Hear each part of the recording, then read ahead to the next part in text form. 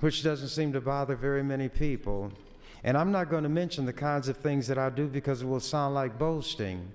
But if I would mention it, it would show you how I translate what I say into action. And I don't have to be asked. But when we are talking about something such as this, where the license plate, whose only original purpose was for identification of a vehicle, 1 minute, is now becoming a billboard for any and every notion that can afflict, infect, or beset a society. When you begin to put these kind of things on the plate, I'm going to say it again, it will become more and more like that so-called social media. I've actually had people write letters angry at me because I don't have what they call a website or email address so they can get in touch with me. I don't want to be in touch with them. But if they want to be in touch with me, my phone number, unlike other senators, is in the phone book. My number down here is available. My address here, my address in Omaha, contrary to what that idiot in Omaha says, is known. And if you don't know, you can get it in the phone book. This that we're being asked to do today should be where we stop. Thank you, Mr. President. Thank you, Senator Chambers. Senator Hilgers, you're recognized. Thank you, Mr. President. Good morning, colleagues. I rise this morning in support of LB 46 and against AM 40, and I wish to discuss a couple of the constitutional principles that I think apply to this debate, because this is a free speech issue. And I think it's important to discuss some of the recent Supreme Court cases that have dealt precisely with the questions of what speech can and cannot be on license plates. I think it's good and instructive to take maybe a step back and talk about some first principles. And the Constitution, the First Amendment, says that Congress, and it's been applied to the states, can make no law that abridges freedom of speech. Now, the Supreme Court has interpreted this, and I'm going to speak in broad strokes. There's some nuance here that I won't go into, but in broad strokes, the Supreme Court has said we're going to differentiate between what we call private speech and what we call speech by the government. Private speech might be what I would do, maybe have on my T-shirt as a private citizen out and about, and the government speech is what the government might say that is state-sponsored. Now, a third type of speech that I think is relevant here is private speech that's within a public forum. And so when you think of a public forum, you might think of the rotunda. So the government can't restrict and say, well, we're going to allow only Christian displays during Christmas time. We're going to open that up to anyone of any who wants any particular speech. They can have a right to access that forum. Now, while there is restrictions on private speech, the Supreme Court for government speech has said really there aren't the same types of restrictions on the government to speak. And I'm quoting from the Walker decision, which is a 2015 decision, 135 Supreme Court Reporter 2239 for the record. And this is Justice Breyer who says, when government speaks, it is not barred by the free speech clause from determining the content of what it says. That freedom in part reflects the fact that it is the democratic electoral process that first and foremost provides a check on government speech.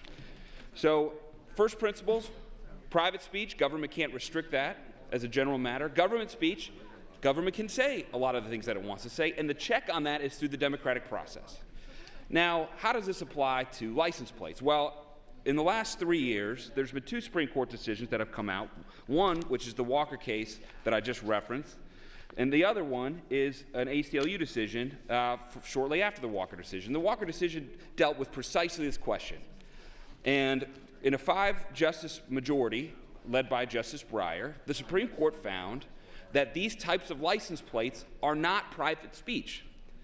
They're government speech, and they're also not in a public forum. So what that meant is that the government can allow, through the legislature, through some other appropriate body, can allow certain types of speech without and discriminate against other types of speech.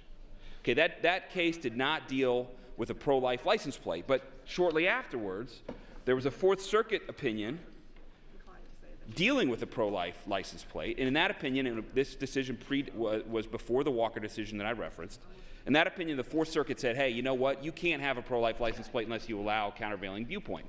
Well, that decision was appealed, and shortly after the Walker decision, the Supreme Court reversed that in citing the Walker decision. Again, for the record purposes, I'm going to get the cite into the record.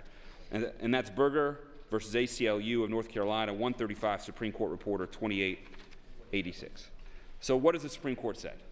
The Supreme Court has said that as a legislative body, us deciding this issue today, we can choose certain types of speech that we want to allow on license plates. The check on that is the democratic process. So to Senator Pansing Brooks' discussion, Senator Moorfeld's discussion, they or others are absolutely free to bring other license plates, go through the hearing process, we can have debate on them. If they don't pass, people can mobilize through grassroots effort and elect candidates and legislative officials who will pass those types of license plates. 1 minute. Now, that's the process under which we live. And I will tell you, some of the arguments by Senator Chambers and by some others about whether or not this is a public or private, whether this is government speech or private speech, frankly, I think have a lot of merit. And I probably, had I been sitting on the Supreme Court, and I'm not, and I wasn't, but had I been on the Supreme Court deciding that case, I probably would have been in the minority with the Chief Justice and Justice Scalia and Justice Kennedy and Justice Alito. Because I do think that there is a governmental speech aspect here that maybe we shouldn't discriminate against viewpoints. But what I want from a constitutional framework is not what we have. What we have, and what we're deciding today, is under a framework that allows us to make exactly these types of policy judgments. And if people want different policy judgments, then they can elect representatives to push and get those policy judgments enacted into law. So I urge your red light on AM 40 and your green light on LB 46. Thank you, Mr. President. Thank you, Senator Hilgers. Senator Pansing Brooks, you're recognized. Thank you. Well, I appreciate Senator Hilgers' explanation of the Walker case, and I will look at that and read. I do know that it had to do with putting Confederate flag on a license plate. So, again, he's correct. We can do whatever we want in many instances and have as incendiary a speech as we want on our license plates. But I remind you that in the 90s, it was 25 Republicans, 25 Democrats. So be careful what you wish and how we go forward.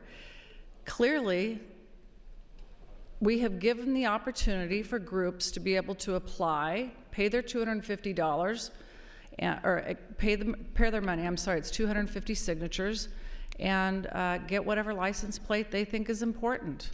But for us to go down the slope of having controversial speech just because we have the power to do so is not wise in my estimation.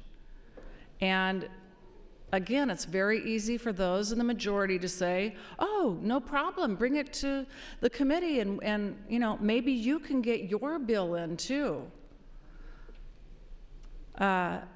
I would ask you deep down in your heart, do we want to have speech like that? Last year and the year before, I mean, so we should go ahead and do the anti-death penalty bill or the pro-death penalty bill.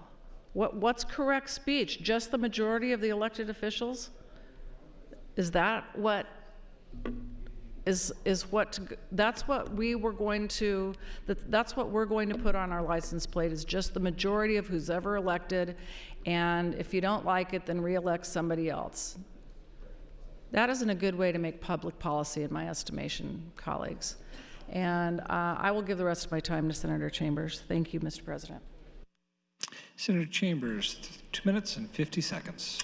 Thank you, Mr. President. Thank you, Senator Pansing Brooks. And I want to thank Senator Hilgers. As I've said on other occasions when he and I disagreed, he is presenting arguments in a lawyer-like fashion and is showing that people can be on opposite sides